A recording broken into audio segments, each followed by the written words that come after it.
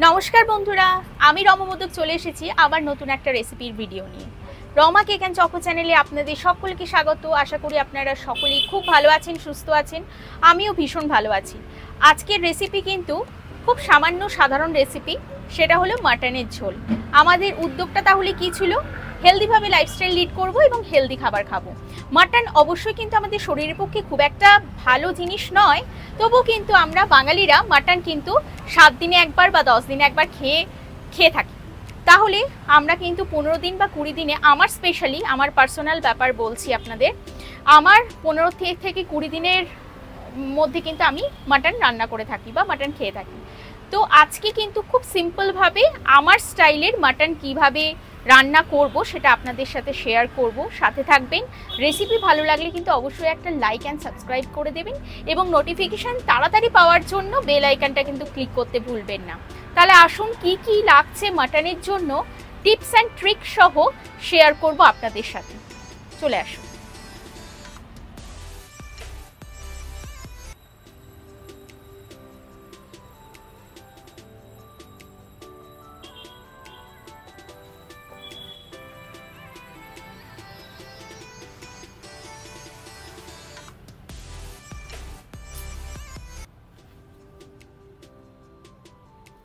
এখানে আমি মাটনের পাতলা ঝোল বানানোর জন্য নিয়ে নিয়েছি 750 গ্রাম মতো মাটন।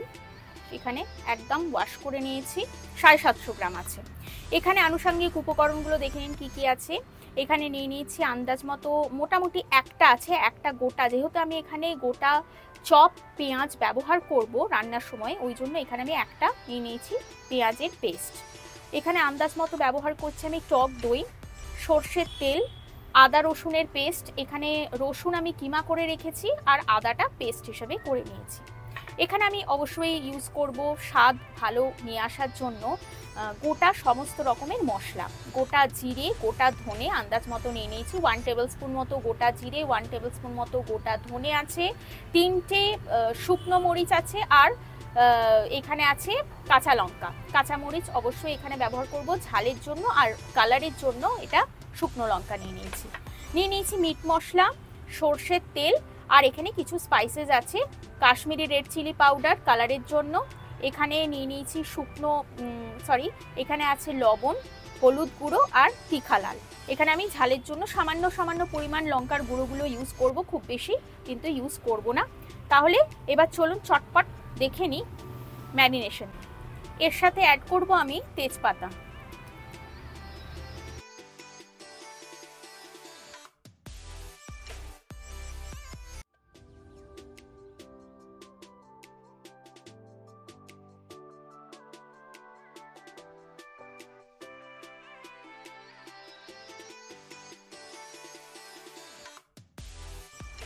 আমি এখানে যে গোটা মশলাগুলো ইউজ করেছিলাম, ধনে, জিরে, শুকনো লঙ্কা, কাঁচা লঙ্কা, ওগুলো সমস্ত আমি একটু হালকা জল দিয়ে পেস্ট ফর্ম করে নিয়েছি।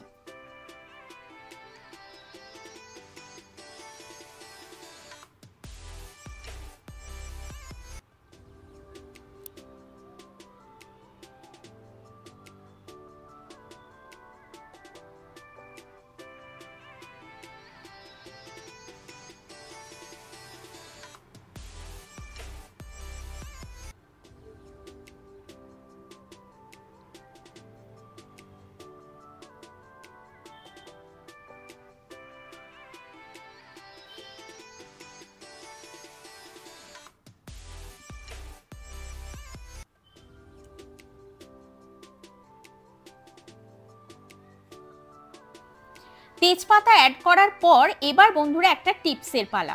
সেটা হচ্ছে এখানে আমি খুব সুন্দর ঘ্রাণ নিয়ে আসার জন্য এবং স্বাদ নিয়ে আসার জন্য এখানে আমি ব্যবহার করছি আমার নিজের গাছের কারি পাতা। এখানে আপনারা কিন্তু কারি পাতার পরিবর্তে ধনেপাতা কুচিও ব্যবহার করতে পারেন। তবে বলে রাখবো, কারি পাতার গন্ধ এবং ফ্রেগনেন্সটা কিন্তু অসাধারণ।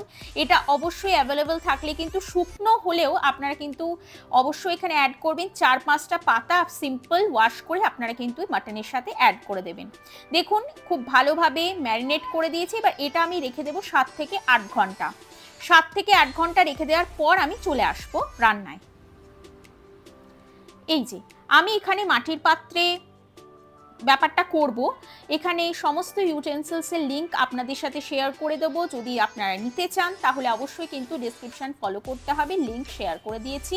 সমস্ত রকমের মাটির পাত্র হোক, মাটির ইউটেন্সিলস হোক, বা অন্য রকমের যে সমস্ত আমি ইউটেন্সিলসগুলো ব্যবহার করি সমস্ত কিছু পেয়ে যাবেন। এখানে আমি ব্রাউন সুগার অ্যাড করেছি কালারের জন্য। ব্রাউন সুগারটা ক্যারামেলাইজ হয়ে যাওয়ার পর আমি এখানে দুটো মিডিয়াম সাইজের এখানে আমি চপ পেঁয়াজ ব্যবহার করেছি। এটা ট্রান্সলুশন যতক্ষণ না হচ্ছে ততক্ষণ কিন্তু আমি চাপা দিয়ে এইভাবে কুক করব। কিছুক্ষণ চাপা দিয়ে আমি এখানে কুক করব। এই রকম ভাবে কিন্তু নিত্য নতুন রেসিপিস আপনাদের সাথে শেয়ার করি, আপনাদের সাথে শেয়ার করতে চাই।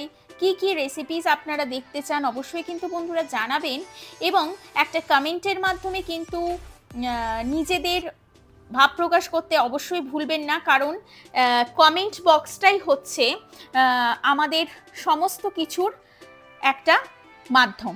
অবশ্যই কিন্তু জানাবেন আপনারা কি কি দেখতে চান, এবং ভালো লাগলে অবশ্যই একটা লাইক অ্যান্ড সাবস্ক্রাইব করে দেবেন, এবং বেল আইকনটা কিন্তু ক্লিক করতে ভুলবেন না। এবার দেখুন এখানে মোটামুটি আমার খুব ভাজা ভাজা হয়ে গেছে। এবার এখানে আমি পেঁয়াজের সাথে সামান্য পরিমাণ আন্দাজ মতো লবণ এবং হলুদ গুঁড়ো অ্যাড করেছি, তবে আপনারা চাইলে এটা এখানে অ্যাড নাও করতে পারেন। এবার সেই মুহূর্তের পালা। মাটনটা আমি এইভাবে ক্লিন ফিল্ম র্যাপে মুড়ে রেখেছিলাম, র্যাপ করে রেখেছিলাম, যাতে এই যে ওপর থেকে জলটা যে একটা শুরু হয় জমতে, সেই জলটা কিন্তু আর জমবে না, মানে ভেতর পর্যন্ত যাবে না।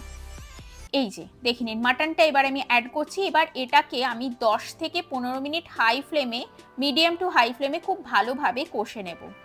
ব্যাস, তারপরে কিন্তু আমাদের কাজ শেষ। মোটামুটি মাটনটা অ্যাড করার পরই কিন্তু যা মশলা দেওয়ার ছিল সব কিছুই অ্যাড করা হয়ে গেছে আমার, আর কিচ্ছু অ্যাড করার নেই, শুধুমাত্র গরম মশলার গুঁড়ো অ্যাড করা আছে বাকি, আর ঘি ওপর থেকে ছড়িয়ে দেব। এবার এটাকে আর কিচ্ছু করার বাকি নেই। এবার নিশ্চিন্তে আপনারা খুব ভালোভাবে কষাতে থাকবেন 10 থেকে 15 মিনিট।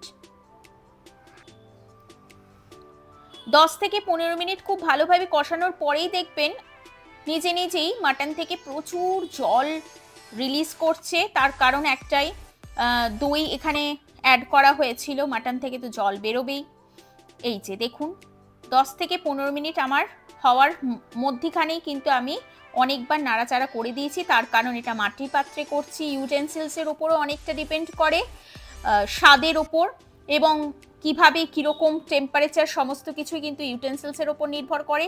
আমার এই মাটির পাত্রে কিন্তু একটা লেগে যাওয়ার চান্স থাকে, ওই জন্য আমি কিন্তু ঘন ঘন অন্তত পক্ষে 3 থেকে 4 মিনিট পর পর কিন্তু আমি নাড়িয়ে গেছি।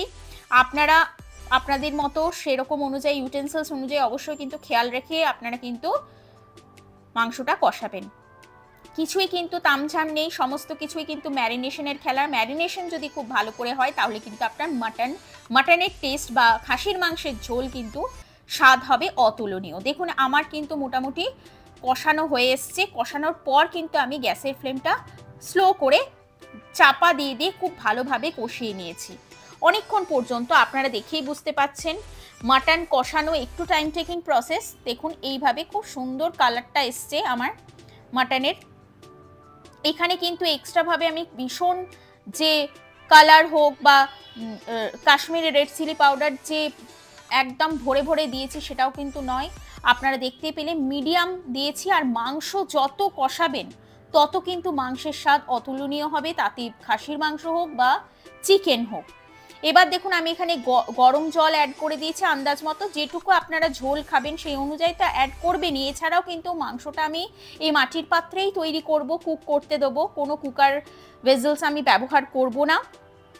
এটা কিন্তু পুরোপুরি মাটির কড়াইতেই হবে, তো জলটা একটু বেশি পরিমাণেই দেব। তারপরে কুক হতে হতে কিন্তু জলটা অনেকটা পরিমাণ কমে আসবে। তারপরে আমি আমার মতো অ্যাডজাস্ট করে নেব যে কতটা ঝোল আমার প্রয়োজন। এই যে এইভাবে দেখুন একটা টিপস এবারে দেওয়ার পালা। টিপসটা হলো আপনারা যখন মাটন কড়াইতেই কষবেন তার আগে কিন্তু আমি এখানে গরম মশলার ঘি সামান্য অ্যাড করে দিয়েছি। মাটন যখন আপনারা কষে যখন আপনারা সেই কড়াইতেই কুক করবেন তখন ঠিক চাপাটা দেবেন কোনো রকম হোল ছাড়া, একটা সাধারণ স্টিলের হোক বা অ্যালুমিনিয়ামের পাত্র হোক, ঠিক এই রকম যেরকম আমি দেখাচ্ছি এরকম একটা প্লেট চাপা দিয়ে দেবেন, যাতে চারিদিক থেকে ভ্যাকিউম ক্রিয়েট করে যাতে বাষ্পটা বেরিয়ে না যায় বাইরে। এমনভাবে চাপাটা দিতে হবে যাতে কোনো রকম ভেতরের বাষ্প বাইরে বেরিয়ে আসতে না পারে। তারপরে আপনারা চাপাটা দেওয়ার ঠিক 5 থেকে 6 মিনিট পর পর কিন্তু আপনাদের এইভাবে নাড়াচাড়া করে দিতে হবে, তাতে করে মাটনটা সব দিক থেকে সব পোর্শনে কুক হবে। যদি আপনারা এইভাবে নাড়াচাড়া না করেন তাহলে কিন্তু একদিকটা কুক হবে এবং একদিকটা কিন্তু আনকুকড বা শক্ত হয়ে থাকবে মাটনের। ঠিক এইভাবে আপনারা কিন্তু বড় মানের একটা সাইজ অনুযায়ী চাপা দিয়ে দেবেন, যাতে কোনো রকম বাষ্প না বেরিয়ে যায়। আর এই যে ছিদ্র যে আপনাকে লিডটা দেখালাম আপনাদের, সেই লিডে কিন্তু অবশ্যই আপনারা করবেন না। চিকেন করতে পারেন কিন্তু মাটন অবশ্যই এইভাবে করবেন, খুব স্বাদ হয় এবং তাড়াতাড়ি যা সময় কুক হয় তার থেকে অনেকটা কম সময় কিন্তু কুকড হয়ে যাবে এইভাবে মাটন সেদ্ধ করলে। দেখুন একদম মাটনের রগরগের ঝোল কিন্তু রেডি হয়ে গেছে, সাথে থাকবে গরম ভাত। বাড়িতে এটা অবশ্যই ট্রাই করে দেখবেন বন্ধুরা, কেমন লাগলো অবশ্যই কিন্তু জানাবেন। তাহলে দেখলেন তো বন্ধুরা মাটনের রেসিপিটা কি সহজভাবে আমার স্টাইলের তৈরি করে ফেললাম। আশা করি আপনাদের রেসিপিটা ভালো লেগেছে এবং বাড়িতে কিন্তু অবশ্যই ট্রাই করতে ভুলবেন না। এবং আরও নিত্য নতুন রেসিপি পাওয়ার জন্য রমা কেক অ্যান্ড চকো চ্যানেলটিকে অবশ্যই সাবস্ক্রাইব করবেন এবং ভালো লাগলে কিন্তু বেল আইকনটা ক্লিক করতে ভুলবেন না। তাহলে আজকের মতো বিদায় নিই, আগামী দিনে আরও নিত্য নতুন রেসিপিস নিয়ে কিন্তু আপনাদের সাথে দেখা হবে। সাথে থাকবেন, পাশে থাকবেন। নমস্কার।